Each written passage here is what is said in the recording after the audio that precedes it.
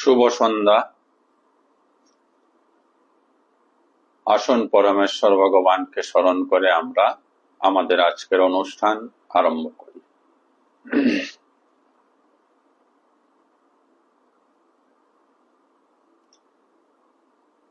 ওম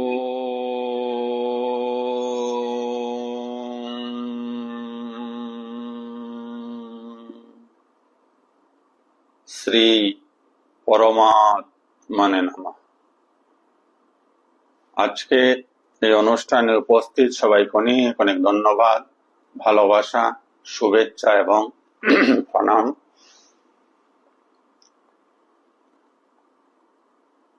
আলোচনা শুরুর পূর্বে আমরা আমাদের স্বরূপ চিন্তন করব। আমি শক্তিশালী আত্মা, আমি শক্তিশালী আত্মা, আমি দেহ নই, মন নই, বুদ্ধি নই, আমি নিত্য শুদ্ধ বুদ্ধ মুক্ত আত্মা, আমি সচিৎ আনন্দময়।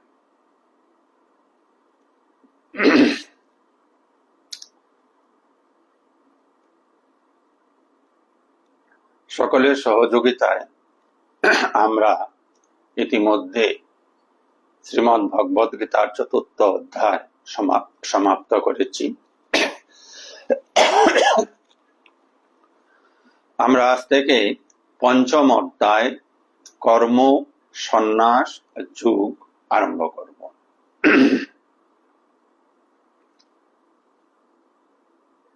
অধ্যায়টির নাম দেওয়া হয়েছে কর্ম সন্ন্যাস যুগ।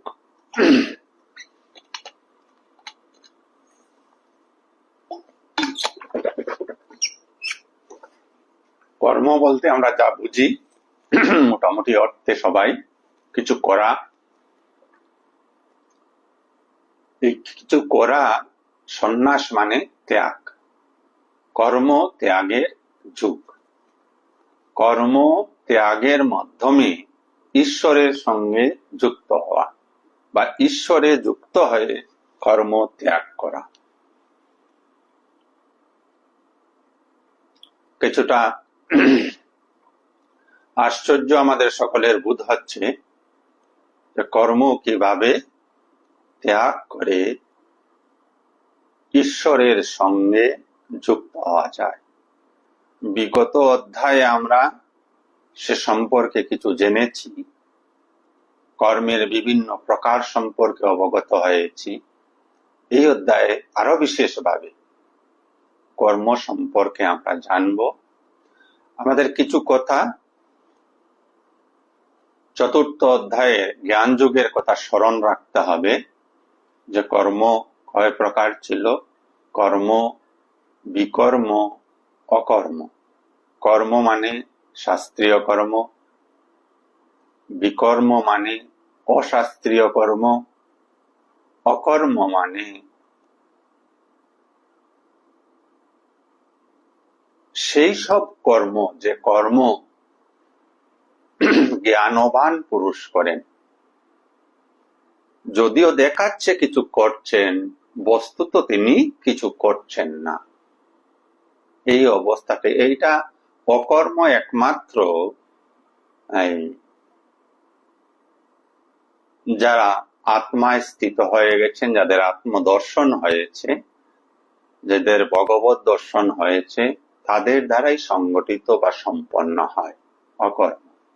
সাধারণ অকর্ম বলতে আমরা যে কথাটা বুঝি আমাদের প্রচলিত জাগতিক ভাষায়, সেই অকর্মের কথা কিন্তু এখানে বলা হচ্ছে না।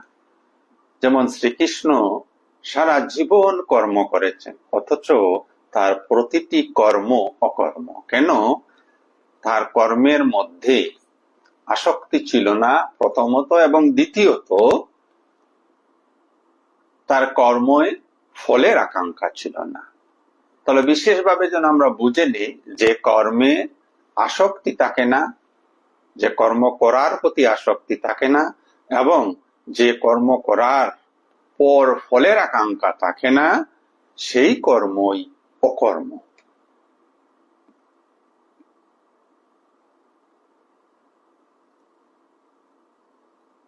আর কর্ম হচ্ছে নিষ্কাম কর্ম, সেখানেও আকাঙ্ক্ষা এবং কর্মের প্রতি আসক্তি থাকবে না। কিন্তু কর্ম করতে গেলে একদম সম্পূর্ণ নিষ্কাম, সম্পূর্ণ আকাঙ্ক্ষা রহিত হয়ে সাধক প্রথম অবস্থায় করতে পারেন না। আস্তে আস্তে করতে করতে যখন মনের পূর্ণ নাশ হবে, মন যখন নাশ হয়ে যাবে, তখনই ওই একই কর্ম তিনি করবেন, অথচ সেটা অকর্ম হয়ে যাবে। আর বিকর্ম হচ্ছে যেগুলি শাস্ত্রের বিপরীতে গিয়ে আমরা করি, আসক্তি যুক্ত হয়ে কর্ম করি, কর্ম ফলের আকাঙ্ক্ষা করি, সেগুলি বিকর্ম কর্ম। এই সব কথা আমরা চতুর্থ অধ্যায় জ্ঞান যুগে জেনেছিলাম।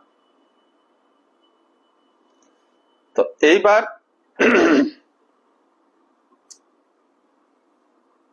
এর আগের অধ্যায়, তৃতীয় অধ্যায়, আমরা কর্মযুগ সম্পর্কে আলোচনা করেছিলাম। ভগবান কর্মযুগ সম্পর্কে বলেছিলেন। কর্মযুগ বলতে ভগবান প্রথমে যুগকে বুঝিয়েছিলেন। যুগ কাকে বলে, যে বলেছিলেন সমত্ত যুগ উচ্চতে, সমত্ত যুগ উচ্চতে। মনের স্বাভাবিক সমান অবস্থাকেই যুগ বলা হয়। একমাত্র মনের স্বাভাবিক সমান অবস্থায় একটি মানুষ, একজন সাধক ঈশ্বরের সঙ্গে যুক্ত হয়ে থাকতে পারেন।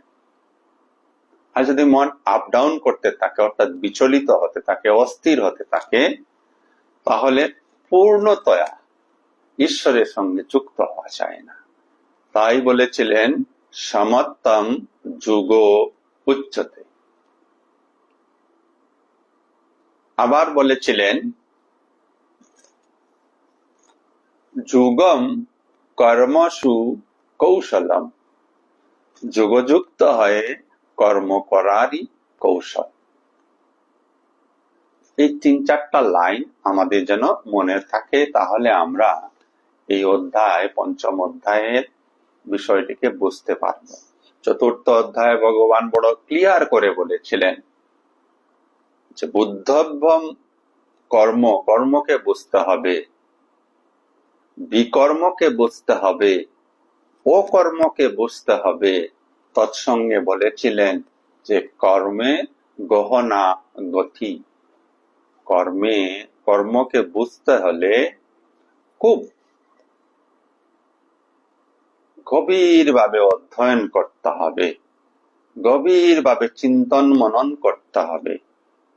না হলে কর্মে গতিকে বোঝা যাবে না। একই কর্ম হয়তো ভাবছি আমরা যে আমি কর্ম করছি, নিষ্কাম কর্ম করছি, কিন্তু তা সকাম কর্ম হয়ে যাবে। সকাম মানে আমার ব্যক্তি ইচ্ছা ওইখানে থাকবে, কর্মের প্রতি আমার আকাঙ্ক্ষা থাকবে, কর্মফলের প্রতি আমার আকাঙ্ক্ষা থেকে যাবে। তাই কর্মকে বুঝতে হলে খুব সূক্ষ্মভাবে বিচারশীল হয়ে, মননশীল হয়ে বুঝতে হবে। অন্যথায় অতি সহজ নয় বিষয়টা। এই যে আমরা আলোচনা করলাম কর্ম, বিকর্ম, অকর্ম, যুগ, কর্ম, এই যাতে খিচুড়ি হয়ে না যায়, পার্ট পার্ট করে সুন্দর করে যেন আমরা বুঝার চেষ্টা করি। না বুঝলে এইখানে মেসেজে কিসে করবেন, মেসেজ দিয়ে দেবেন। আমি চেষ্টা করব বারংবার এই জিনিসটাকে আপনাদের বোঝার উপযুক্ত করে পরিবেশন করার জন্য। কারণ বিষয়টা না বুঝলে সারা জীবন কর্ম করছি, আর ওই কর্মের মধ্যেই সমস্ত জীবনের রহস্য, সুখ, শান্তি, সমৃদ্ধি, আনন্দ লুকায়িত আছে। তাই খুব ভালো করে বুঝতে হবে। তো কর্ম সন্ন্যাস যুগ, পঞ্চম অধ্যায়। কর্ম ত্যাগ যোগ। যোগ মানে আবারও বলছি, ঈশ্বরে যুক্ত হয়ে থাকা। সন্ন্যাস মানে ত্যাগ, সন্ন্যাস শব্দের অর্থ ত্যাগ। কর্ম মানে কর্ম, কর্ম ত্যাগ যোগ। চতুর্থ অধ্যায়ে অর্জুন শুনেছে, শুনে এসে এবার তার মনে কিছু প্রশ্ন জাগরিত হয়েছে, তাই সে বলল ভগবানকে, ভগবান শ্রীকৃষ্ণকে। শ্লোক নাম্বার 1, অর্জুন উবাচ সন্ন্যাসম কর্মণাম কৃষ্ণ পুনর্যোগম চ সংশসি যশ্রেয় এতয়োরেকম তন্মে ব্রূহি সুনিশ্চিতম। সন্ন্যাসম কর্মণাম কৃষ্ণ পুনর্যোগম চ সংশসি যশ্রেয় এতয়োরেকম তন্মে ব্রূহি সুনিশ্চিতম। সন্ন্যাসম মানে ত্যাগ করা, কর্ম নাম, কর্ম সিঙ্গুলার, আর কর্ম নাম মানে প্লুরাল, সমস্ত কর্ম, সমস্ত কর্ম ত্যাগ। কৃষ্ণ, হে কৃষ্ণ, হে কৃষ্ণ, তুমি বলছো যে সমস্ত কর্মের ত্যাগ করো। পুনরায় বলছো বা পুনরায় যুগম অর্থাৎ যুগযুক্ত হয়ে কর্মের সংশসি প্রশংসা করছ। ভালো করে যেন বুঝি। অর্জুন বলছে যে ভগবান তুমি প্রথমে বললে যে কর্ম ত্যাগ করো, সমস্ত কর্ম ত্যাগ করো, আবার বললে যুগযুক্ত হয়ে কর্ম করো। দুইটা ভার্সন ভগবানের, একটা কর্মত্যাগ আর একটা যুগস্থ কর্ম, যুগযুক্ত হয়ে কর্ম করো। ভগবান তৃতীয় অধ্যায়ে বলেছেন যুগস্থ কুরু কর্মাণি, সমস্ত কর্ম যুগযুক্ত হয়ে করো। তো একবার বলছেন কর্ম ত্যাগ করো, আবার বলছেন যুগযুক্ত হয়ে কর্ম করো। তাই অর্জুন দ্বিধাগ্রস্ত হয়ে গেছে, আমরাও হয়েছি সবাই। তাই সে ভগবানকে জিজ্ঞেস করছে এবং বলছে ভগবানকে যৎ শ্রেয় এতয়োরেকম, এই দুইটির মধ্যে একটি যা শ্রেয় ভালো মঙ্গলকারী, তন্মে তুমি আমাকে ব্রূহি বলো সুনিশ্চিতম একদম নিশ্চিত ভাবে। তো এই মন্ত্রটি বাংলা কি দাঁড়ালো? হে ভগবান, তুমি বলছো কর্ম ত্যাগের কথা, আবার কর্মযুগের প্রশংসা করছো। এই দুইটির মধ্যে যেটি শ্রেষ্ঠ বা মঙ্গলকারী তাহা তুমি আমাকে নিশ্চিত করো বলো। দেখেন, এটা মানুষের সহজাত প্রবৃত্তি। যদি আপনার সামনে দুইটা অপশন থাকে, আপনি কোথাও যাবেন, আপনার সামনে দুইটা রাস্তা, ধরুন যাবেন আপনি বাড়ি থেকে আপনার পার্শ্ববর্তী বাজারে।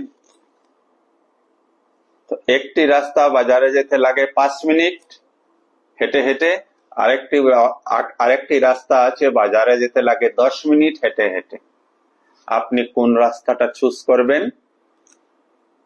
সঙ্গত কারণেই 5 মিনিটে যে রাস্তা দিয়ে বাজার যাওয়া যায় সেই রাস্তাটা, কারণ আপনার শারীরিক কষ্ট কম হবে, সময় কম লাগবে।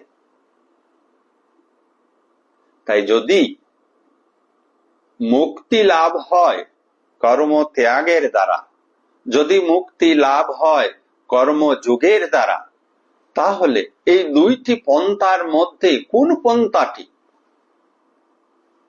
শ্রেষ্ঠ? অর্জুন স্বাভাবিক সহজাত বুদ্ধির দ্বারাই ভগবান শ্রীকৃষ্ণকে এই প্রশ্নটি করেছে। তার উত্তরে ভগবান কি বলছেন আমরা তার পরবর্তী মন্ত্র দেখছি। শ্রী ভগবান উবাচ, শ্লোক নাম্বার 2।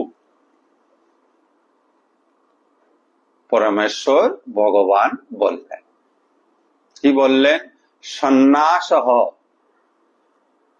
কর্মযোগশ্চ নিঃশ্রেয়সকরাবুভৌ, নিঃশ্রেয়সকরাবুভৌ তয়োস্তু কর্মসন্ন্যাসাৎ কর্মযোগো বিশিষ্যতে। সন্ন্যাস কর্ম ত্যাগ, কর্মযোগশ্চ কর্মযোগ, নিঃশ্রেয়স মুক্তিদায়ক, উভয় দুটি। তয়স্তু তার মধ্যে, কর্ম সন্ন্যাসাৎ কর্ম ত্যাগ, কর্মযোগ অর্থাৎ কর্ম ত্যাগ, কর্মযোগ, কর্মযোগ কর্ম ত্যাগ হইতে বিশিষ্টতে শ্রেষ্ঠ বা শ্রেয়। ভালো করে যেন আবারও বুঝি আমরা, না বুঝলে অবশ্যই কমেন্ট করবেন এখানে। সন্ন্যাস কর্ম ত্যাগ, কর্মযোগশ্চ কর্মযোগ, নিঃশ্রেয়স্কর মুক্তিদায়ক, দুইটাই মুক্তিদায়ক, উভয় দুইটাই মুক্তিদায়ক। কর্ম সন্ন্যাস এবং কর্মযোগ দুইটাই মুক্তিদায়ক। তয়স্তু তার মধ্যে, কর্ম সন্ন্যাসাদ কর্মযোগ বিশিষ্যতে, কর্মযোগ কর্ম ত্যাগ হতে শ্রেয়।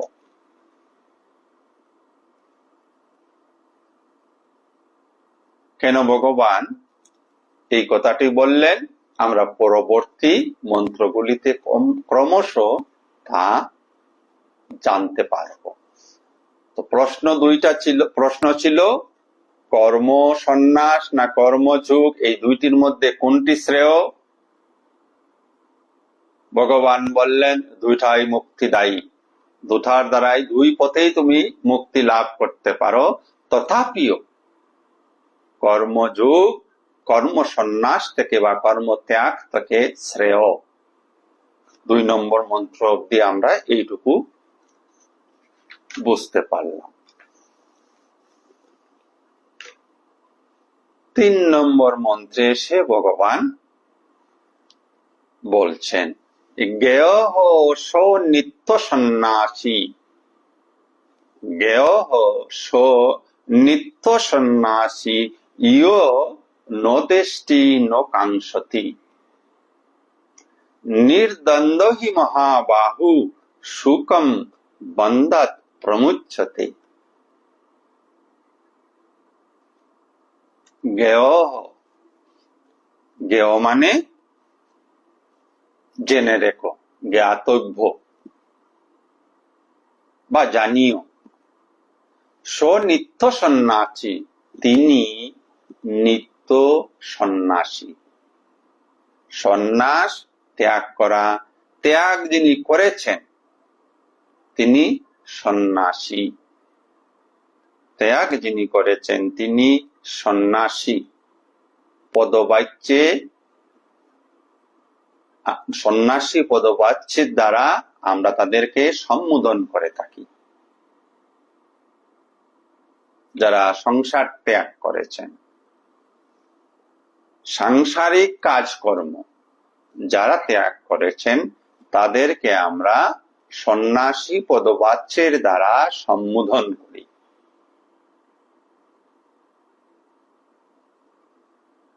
তো জ্ঞেয় স নিত্য সন্ন্যাসী, তিনি নিত্য সন্ন্যাসী। ইয়ন দেশটি, যার বিরক্তি নেই, নো কাঙ্ক্ষতি, আসক্তিও নেই। ভালো করে বুঝুন সন্ন্যাসী কে? যার কোনো বিষয়ে বিরক্তি নেই, কোনো বিষয়ে আসক্তি নেই। যদি কোনো সন্ন্যাসী সংসার বিরক্ত হয়ে ত্যাগ করেছেন তাহলে তিনি সন্ন্যাসী নন। সংসারে বিরক্ত হয়, যেমন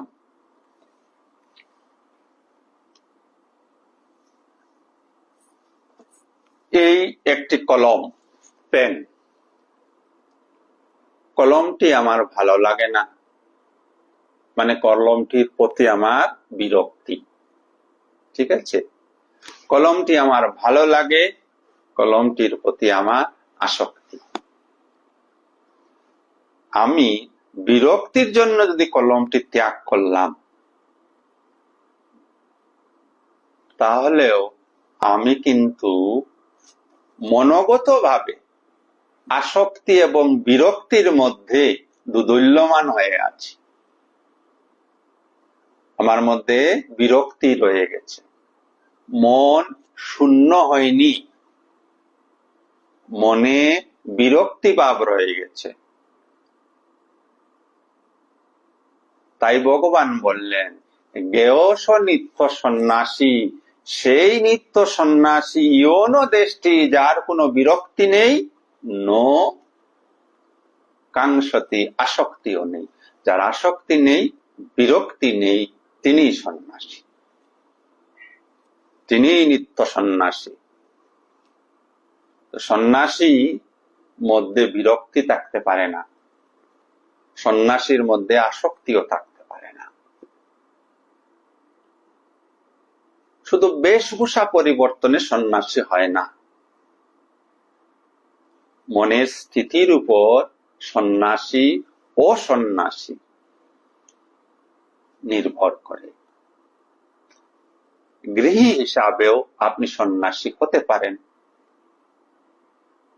প্রোভাইডেড কোনো কর্মের প্রতি, কোনো বস্তুর প্রতি, কোনো মানুষের প্রতি, কোনো কিছুর প্রতি আপনার না থাকবে বিরক্তি, না থাকবে আসক্তি। জ্ঞেয় স নিত্য সন্ন্যাসী ইয়ন দেশটি নো কাঙ্ক্ষতি, নির্দ্বন্দ্ব হি মহাবাহু। যদি আসক্তি বিরক্তি যে কোনো একটাই থাকলো, মনে দ্বন্দ্ব থাকবে। নির্দ্বন্দ্ব হি মহাবাহু, হে মহাবাহু অর্জুন, মনের নির্দ্বন্দ্ব অবস্থায় সুখম বন্ধাত প্রমুচ্যতে, সুখম মানে সুখে, বন্ধাত বন্ধন থেকে, প্রমুচ্যতে মুক্ত হন। মনের দ্বন্দ্ব অবস্থা, যদি আমি কাহার প্রতি বিরক্ত হই, তাহলে আমার মনে চাপা দুঃখ আছে। কাহারও প্রতি যদি আমি আসক্ত হই, আমার কিছু সুখ আছে। এই যে দুঃখ বা সুখ দুটাই যদি থাকে, একটাও যদি থাকে, আরেকটার অপেক্ষা কিন্তু আমার মধ্যে রয়ে গেছে। তাই আসক্তি বিরক্তি দুটাই শূন্য, কিছুই থাকবে না। এই অবস্থাকে বলা হয় নির্দ্বন্দ্ব অবস্থা। সুখও থাকবে না, দুঃখও থাকবে না, এই অবস্থা হচ্ছে নির্দ্বন্দ্ব অবস্থা। তাই ভগবান শ্রীকৃষ্ণ অর্জুনকে বলছেন, হে মহাবাহু অর্জুন, নির্দ্বন্দ্ব অবস্থায় সুখম, সুখেও, বন্ধাত বন্ধ থেকে, প্রমুচ্যতে মুক্ত হন।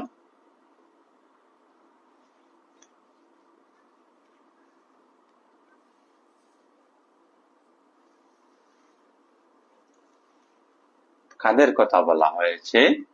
যারা নিত্য সন্ন্যাসী, যাদের মনে রাগ বা দেশ, আসক্তি বা বিরক্তি দুটার মধ্যে একটাও নেই, তারাই একমাত্র এই সংসার বন্ধন থেকে মুক্ত হতে পেরেছেন, আদারওয়াইজ নট।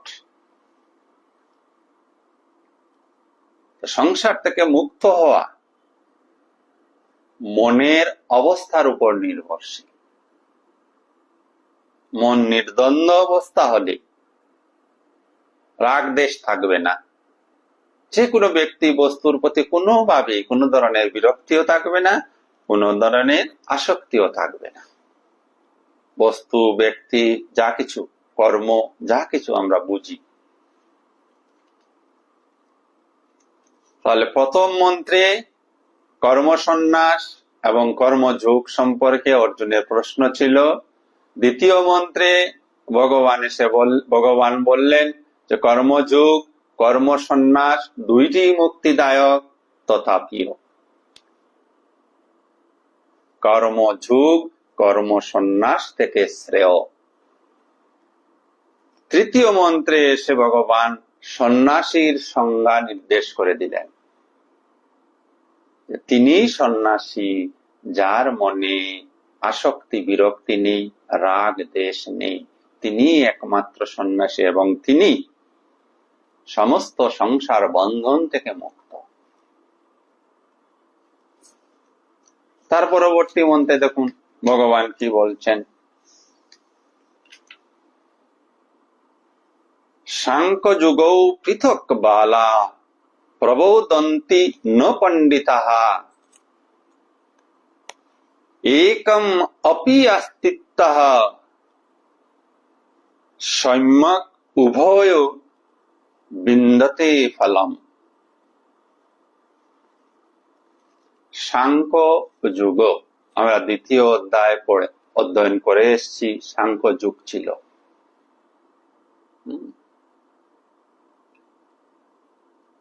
এখানে সাংখ্য যুগ বলতে কাদেরকে বলা হয়েছে? যারা জ্ঞান যুগের চর্চা করেন। আমরা দুটি শব্দ নিয়ে আলোচনা শুরু হয়েছে অধ্যায়ের, কর্ম সন্ন্যাস এবং কর্মযুগ। কর্ম সন্ন্যাস কিন্তু সন্ন্যাসীদের, কর্ম সন্ন্যাস কিন্তু সন্ন্যাসীদের। তারা নেতি নেতি বিচার করে করে করে করে মনে মনে সমস্ত কর্ম ত্যাগ করেন। কোন কর্মগুলি? সকাম কর্মগুলি ত্যাগ করে ফেলেন। জ্ঞানযোগীরা কর্ম ত্যাগ এই পথে হাঁটেন বিচারের দ্বারা। কিছু মূর্খ মানুষ আছে, তথাকথিত ধার্মিক আধ্যাত্মিক মানুষ, তথাকথিত সন্ন্যাসী বলতে পারেন, সাধু বলতে পারেন। এরা এই জগৎ সংসারে হাত, পা, চক্ষু, কর্ণ, নাসিকা, জিহ্বার দ্বারা সম্পাদিত কর্মগুলিকে ত্যাগ করে। ত্যাগ করে বলে আমি কর্ম ত্যাগ করে দিয়েছি। ইহা কর্ম ত্যাগ নয়। অল্প জ্ঞানীদের, তথাকথিত মূর্খদের নিজেদেরকে সাধু সমাজে বা অন্যের কাছে নিজেকে সাধু প্রতিষ্ঠিত করার কামনা মাত্র। তাই দেখবেন গ্রামে গঞ্জে শহরাঞ্চলে অনেক লোক এরকম আছে, ভিক্ষা করছে। আমি প্রকৃত সাধু সন্ন্যাসীর কথা বলছি না। আপনি ওই সাধু বা সন্ন্যাসীকে কিভাবে যাচাই করবেন? যাচাই করতে হলে আপনার অন্তর আত্মা থেকে এমনি বেরিয়ে আসবে। দু চারটে কথা বললে এমনি বুঝতে পারবেন যে কার মনে কি রয়েছে, তিনি কেন কর্ম ত্যাগ করেছেন। জাগতিক কর্মের মধ্যে কোনো পাপ নেই। পাপ আমরা আমাদের কামনা বাসনাকে যুক্ত করে কর্তা ভাবে ভাবিত হয়ে কর্ম করি বলে আমাদের কর্মগুলি পাপ পুণ্যের দ্বারা শ্রেণীকরণ হয়ে যায়। আদারওয়াইজ কোনো পাপ নেই জগতে, কোনো পাপ নেই।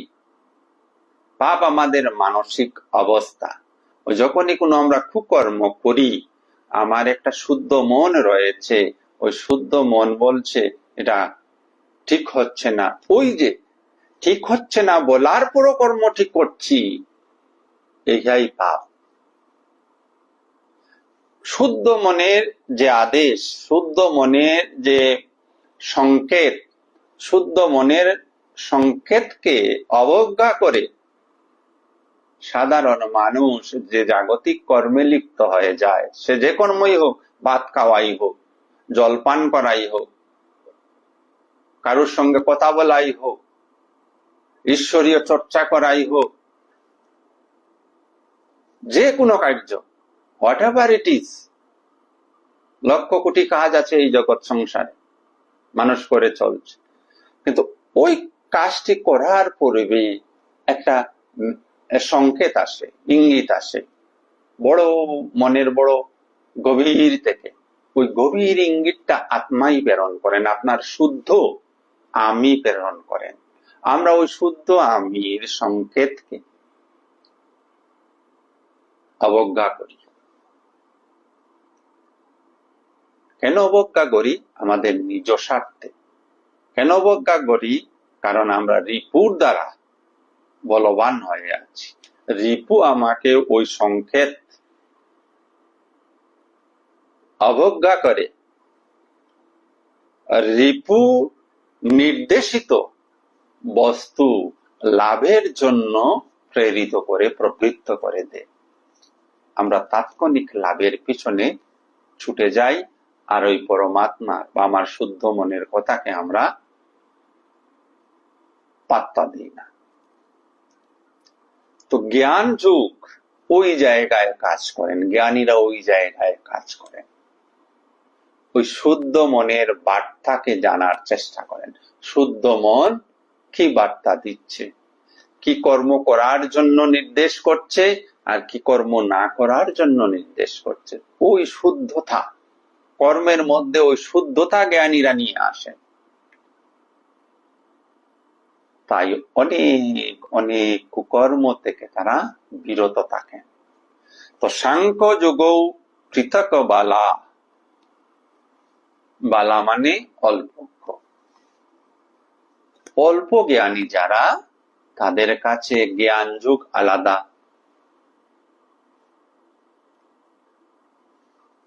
আর কর্মযুগ আলাদা।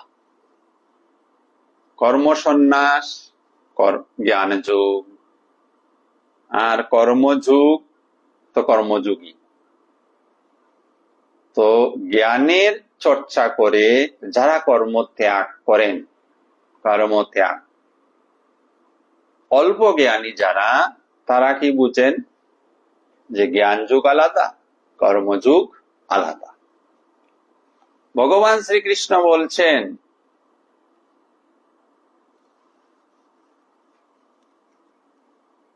পণ্ডিতরা এরকম বলেন না।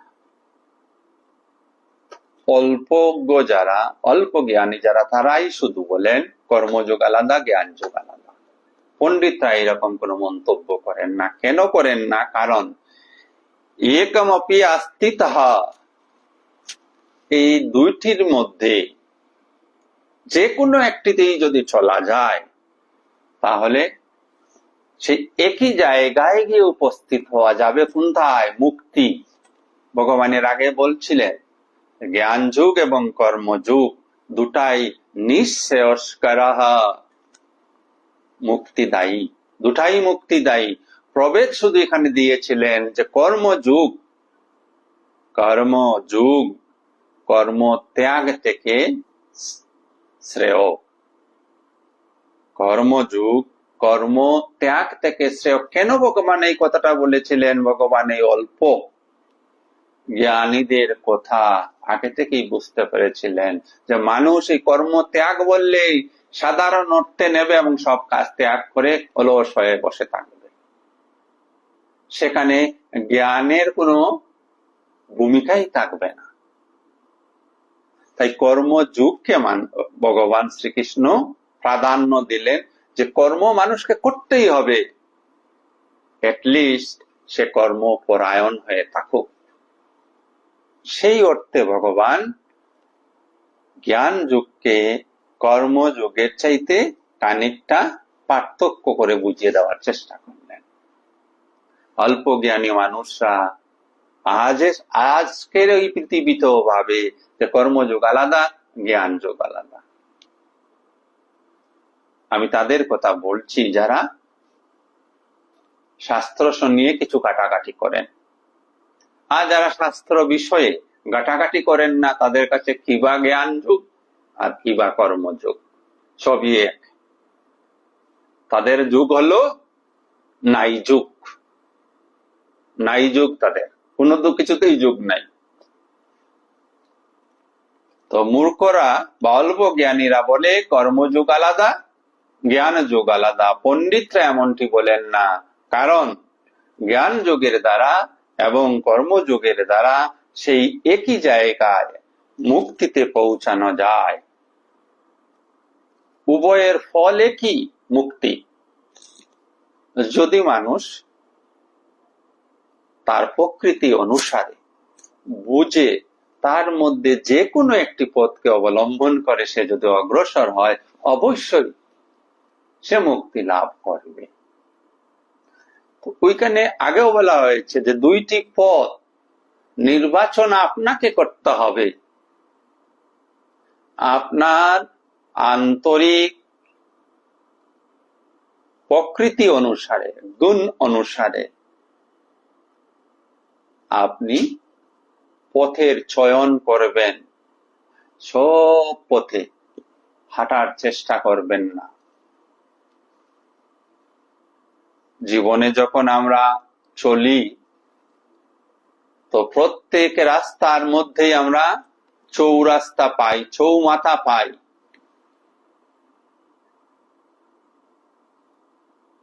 আপনাকে আগে থেকেই জেনে নিতে হবে যে আমাকে কোন পথে যেতে হবে।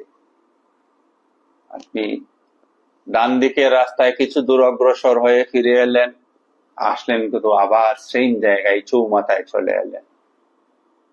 সামনের দিকে রাস্তায় কিছু দূর অগ্রসর হয়ে চলে এলেন, আসলেন কোথায়? ওই সেম জায়গায়। বাম দিকের রাস্তায় কত দূরে অগ্রসর হয়ে চলে এলেন, ওই সেম জায়গায়। পিছনের রাস্তায় কতটুকু অগ্রসর হয়ে চলে এলেন, ওই সেম জায়গায়। তো আমাদেরকে চয়ন করতে হবে, নির্বাচন করতে হবে, আমি কোন পথের পথিক হব।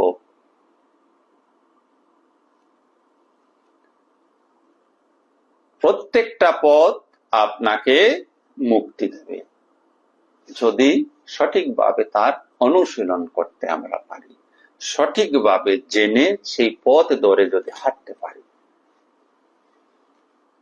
দ্বিতীয় এর পরবর্তী মন্ত্রে 5 নম্বর শ্লোক নম্বর 5, সেখানে এসে ভগবান বলছেন, জিয়ৎ সাংখ্য প্রাপ্যতে স্থানম তৎ যুগেরপি গম্যতে একম সাংখ্যম চ যুগম চ ইয়ো পশ্যতি স পশ্যতি।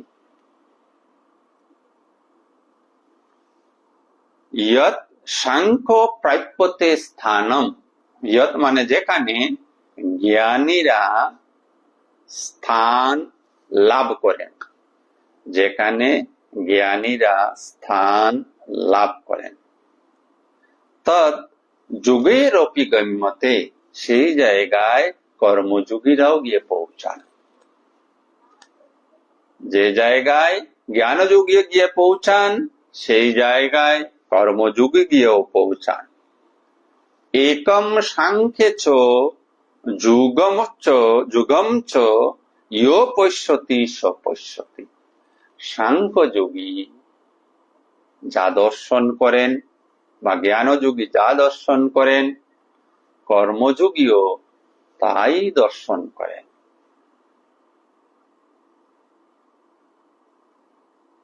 দুজনই একই জায়গায় পৌঁছান, কোথায়? মুক্তি। মুক্তি মানে কি? সমস্ত আন্তরিক দুঃখের নিবৃত্তি, কোনো আর দুঃখ নেই, কষ্ট নেই, জ্বালা নেই। মুক্তি মানে কি? মনের সমান অবস্থা, কোনো কিছুর দ্বারা অস্থির হওয়া নয়, বিচলিত হওয়া নয়, সুখে আহ্লাদিত হওয়া নয়, দুঃখে অভিভূত হওয়া নয়, সুখ দুঃখ সমান, যার জয় পরাজয় যার কাছে সমান, সমান মনের অবস্থা, তিনি এই জীবনে মুক্তি লাভ করেন। সেই মুক্তি দুই উপায়ে অর্জন করা যেতে পারে। জ্ঞান বিচারের সাহায্যে। জ্ঞান বিচারের সাহায্য বলতে আমি দেহ নই, মন নই, বুদ্ধি নই, চিত্ত নই, অহংকার নই, তাহলে আমি কে? এই বিচার, এই বিচার যেমন যেমন অগ্রসর হবে, তেমন তেমন জ্ঞান যোগী কর্মগুলি পরিশোধিত হবে, তার কাজকর্মগুলি সর্বদা শুভ হবে, শুভ থেকে শুভতর শুভতম হবে। ঠিক সেইভাবে কর্মযোগী নিষ্কাম কর্ম করে করে, যে কর্মের প্রতি আসক্তিও থাকবে না, কর্মের ফলের প্রতিও আকাঙ্ক্ষা থাকবে না, এইভাবে কর্ম করতে করতে তিনি জ্ঞান বিচার করছেন না এত বেশি, শুধু কর্ম করে যাচ্ছেন, করে করে মনের সব মলিনতাকে পরিষ্কার করে দিচ্ছেন। একটু দেখবেন, যেদিন আপনি কাউকে কিছু দান করেন বা কোনো সেবামূলক কাজে আপনি যখন যুক্ত থাকেন, তখন আপনার মনটা স্বাভাবিক কারণে একটু প্রফুল্লিত হয়, আনন্দিত হয়। কেন? আপনি আজ যে কাজগুলি করছেন সে কাজের মধ্যে নিজস্বতা কিছু নেই, নিজের কোনো স্বার্থবুদ্ধি নেই, নিজের কোনো চাওয়া পাওয়া নেই, পরার্থে কর্ম করছেন, অন্যের জন্য কাজ করছেন। তাই আপনি নিজে নিজেই কিছু আনন্দ উপভোগ করবেন, যদি যথার্থভাবে ওই দানকর্মটি আপনি করে থাকেন। সাধারণত দানকর্মের পিছনে মানুষের কিছু আকাঙ্ক্ষা থাকে, যাকে আমি কিছু সাহায্য করব, সে যেন আমার প্রতি কৃতজ্ঞ থাকে, সে যেন আমার কিছু প্রশংসা করে,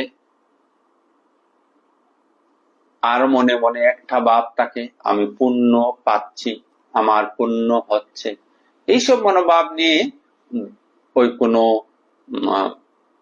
দান কর্ম করলে সেই প্রকৃত আনন্দটা উপভোগ করবেন না।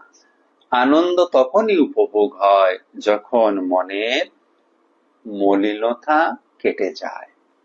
কোনো বিয়ে বাড়িতে গিয়ে আপনি নেচে দেন, গান গান, আনন্দে হাসতে থাকেন, তখন খুব লক্ষ্য রাখবেন নিজেকে, তখন কি আপনার মনে কোনো দুঃখ থাকে? তখন কি আপনার মনে অন্য কোনো চিন্তা থাকে? না, আপনি নিজেকে খুলে ধরেছেন। উৎসবের জন্যই, উৎসবে নিজেকে খুলে ধরা যায়, নিজের প্রতিদিনের দৈনতা, দুঃখ, কষ্ট এগুলিকে ভুলে গিয়ে সকলের সঙ্গে মিলেমিশে একাকার হয়ে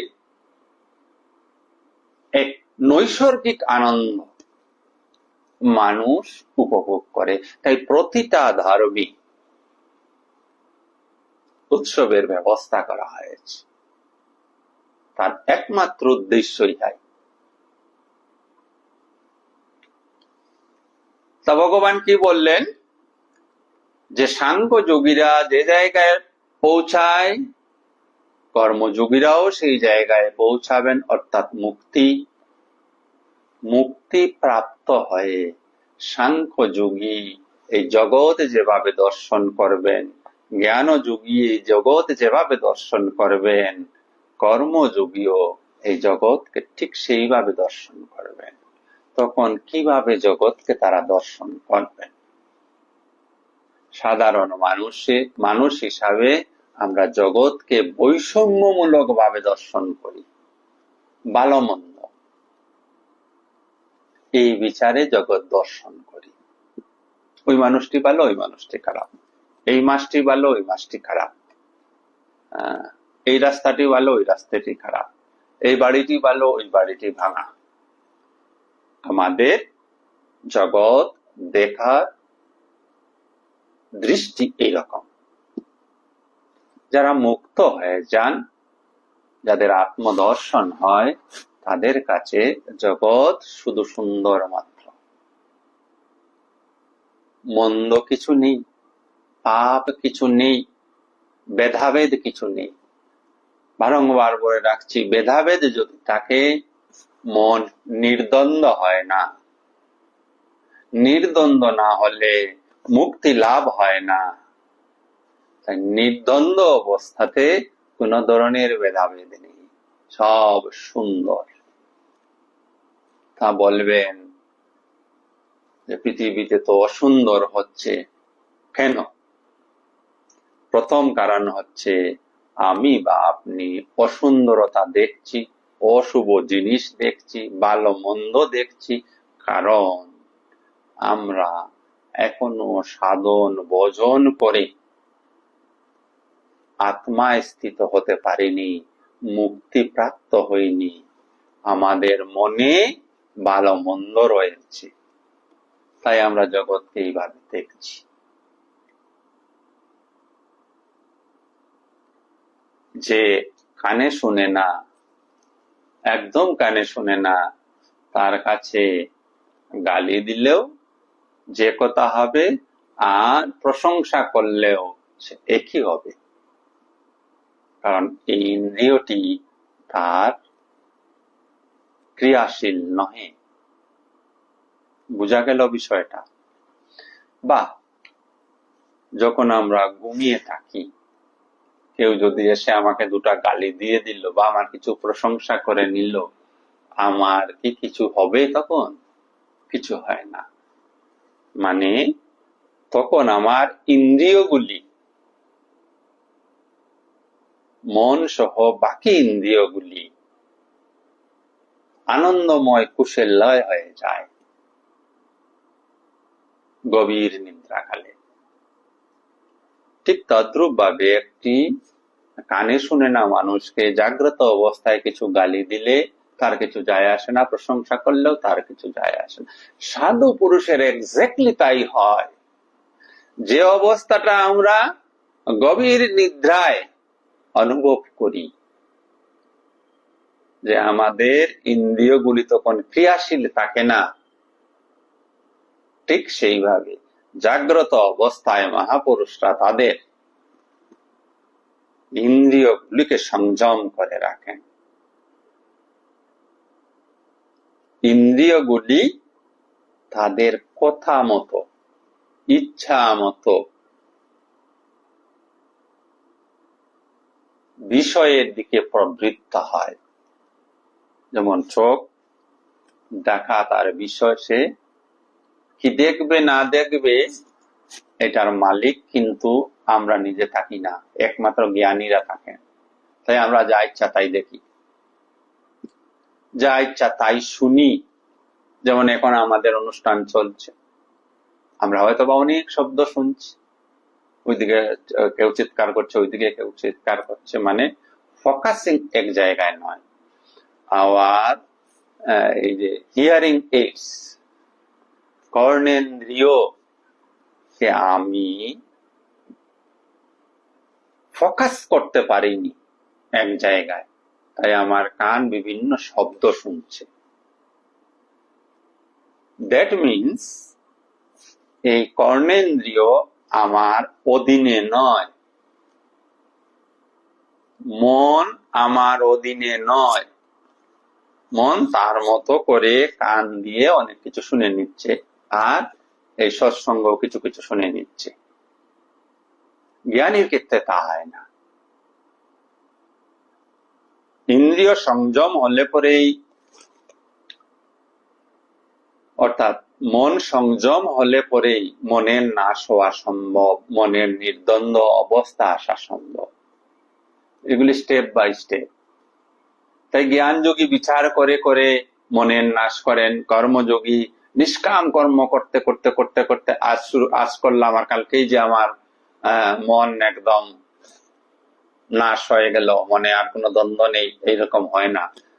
রিপিটেডলি করতে করতে করতে করতে ওই পূর্বতন সংস্কারগুলি, যেগুলি আগে লোভ মোহ কামনা বাসনার দ্বারা পরিচালিত হতো, ওই সংস্কারগুলি চাপা পড়বে, ওই সংস্কারগুলি ক্ষয় হবে, নতুন সংস্কারের সৃষ্টি হবে। ওই সংস্কারগুলি কি? শুদ্ধ সংস্কার। ওইগুলো যখন প্রবল হয়ে যাবে, তখন ওই মানুষটি মনের সম্পূর্ণ কলুষতা নষ্ট হবে। ইন দ্যাট পজিশন, ওই অবস্থাতেই, ইন দ্যাট সিচুয়েশন অনলি, ওই মানুষটির মন ব্যালেন্সড হয়ে থাকবে। ব্যালেন্সড মাইন্ড মিনস সুখে এই মাইন্ডটা লাফালাফি করবে না, দুঃখে এই মাইন্ডটা অবনমিত হবে না, ডিপ্রেসড হবে না। ভার্চুয়ালি যারা আত্মজ্ঞানী হয়ে গেছেন, তাদের কাছে এই সুখ এবং দুঃখ, এই ধরনের দুটি আলাদা করে কোনো শব্দ আর বেঁচে থাকে না, এক্সিস্ট করে না। Only movement exists. Only a moment exists. Life is nothing but movement to movement to movement to movement. Crores of movement. We are just passing moment after moment after moment.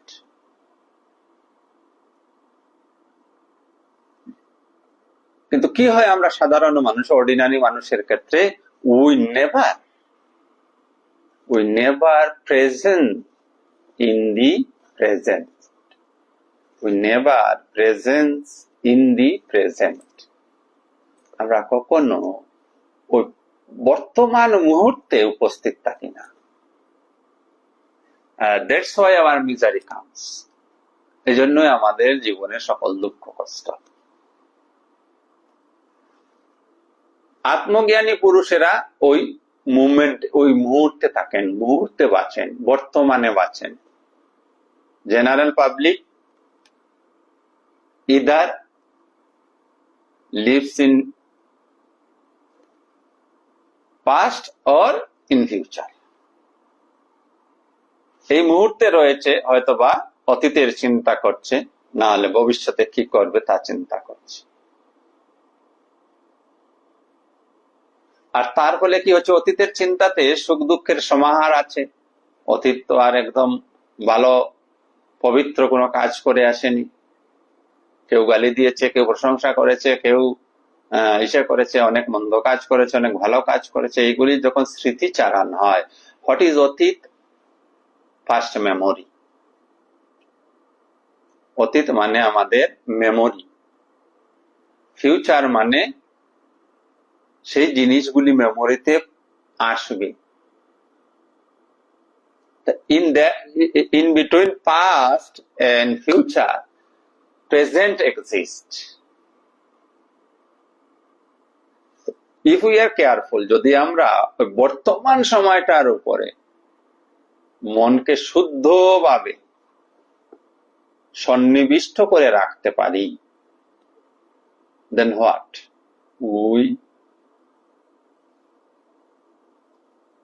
We get a relief from past thoughts as well as relief from future thoughts, focus is on present, that is right now what I am doing, I am concentrate on this. আর যিনি এইভাবে নিজের কনসেন্ট্রেশনকে ফোকাসকে বর্তমানে রাখতে পারেন, his future is always bright.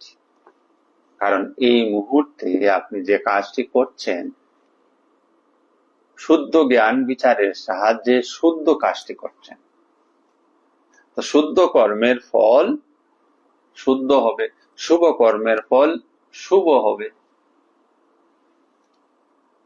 This is the law of কর্মা।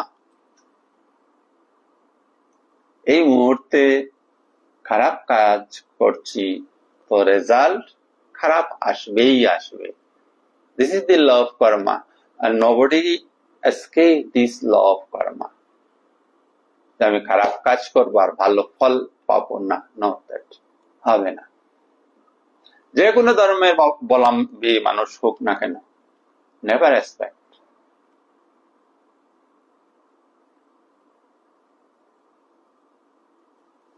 যে বীজ এই মুহূর্তে লাগাচ্ছেন ভবিষ্যতে এইটাই কাজ হয়ে সেই ফল দেবে।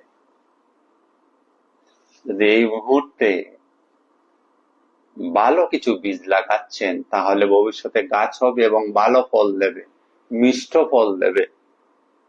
আর এই মুহূর্তে যদি কোনো থেতো, বিরক্তিকর, অশান্তিকর, দুর্নীতিকর কোনো বীজ পুঁতছেন মাটিতে, ভবিষ্যৎ তা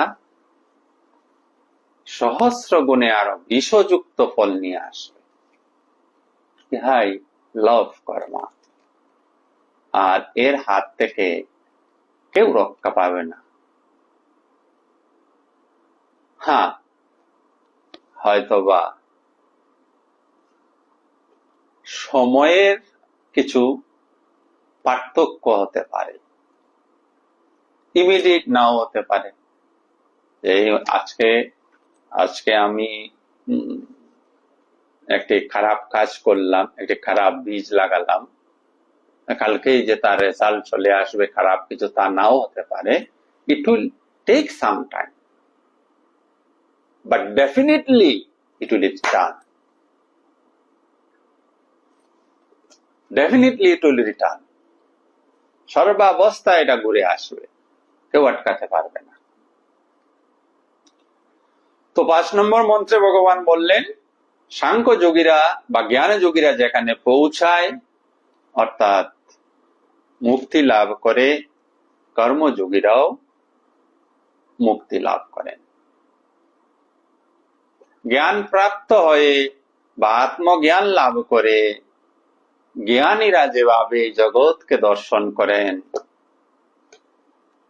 জ্ঞান প্রাপ্ত হয়ে বা আত্মজ্ঞান লাভ করে কর্মযোগীরাও এই জগৎকে সেইভাবেই দর্শন করেন। কোনো আলাদা কিছু দর্শন করেন না। ওই যে আমরা বলি সর্বত্র ঈশ্বর দর্শন, উভয় ক্ষেত্রে সর্বত্র ঈশ্বর দর্শন হয়, আত্মদর্শন হয়। তো আমরা আজকের আলোচনা এখানেই সমাপ্ত করব। আপনারা যারা আজকের এই অনুষ্ঠানে যুক্ত রয়েছেন সবার অন্তরস্থ আত্মাকে আমার শতকোটি প্রণাম। ওম শ্রী রামকৃষ্ণ অর্পণম অস্তু। শুভরাত্রি। সবাই ভালো থাকুন, সুস্থ থাকুন এবং আনন্দে থাকুন। ধন্যবাদ।